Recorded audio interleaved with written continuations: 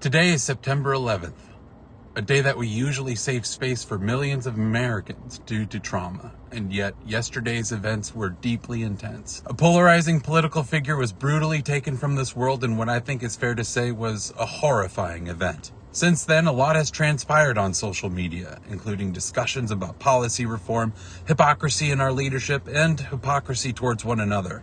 I want to hold space for how heavy this all feels. The intensity of what happened is real, and I'm well aware of the hypocrisy that many feel in this aftermath, especially given the events we've endured in this country. I know it because I feel it too. I feel it when I send my son to school every day. I feel it every week when I go teach at my university. And I personally felt it yesterday because after 15 years, I was reminded on what gun violence feels like. That event took me right back. Rest assured, I'm well, I'm self-soothing, I'm taking care of myself.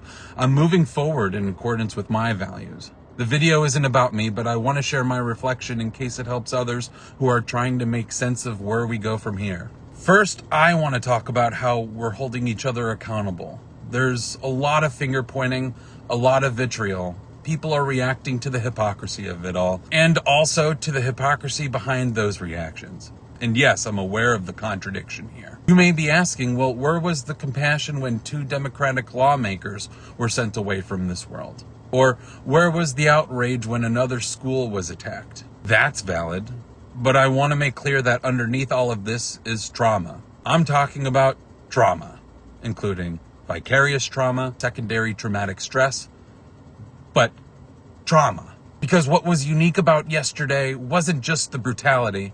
It was how millions of people could instantly access that brutality from multiple angles. If you saw more than one angle, you know exactly what I'm talking about. Everyone saw it. Everyone saw something we should never have to witness. What happens to a human body in real time. For the sake of political discourse, harmful rhetoric should be met with justice, not violence. Violence disenfranchises families who have nothing to do with those words. And now we've enabled an environment where it seems no political discourse is safe. My concern is expressed to content creators in that space who I can only imagine have a deep-seated fear that they might be targeted by a radical individual because of disagreement. The man in question should have been held accountable for his rhetoric in ways that honor the children and underserved communities he frequently punched down on. But that's not a debate to have with your cousin or your colleague on social media. That's a conversation we all need to be having with people in power. They're the ones responsible for creating a political environment that has allowed this to happen in the first place. They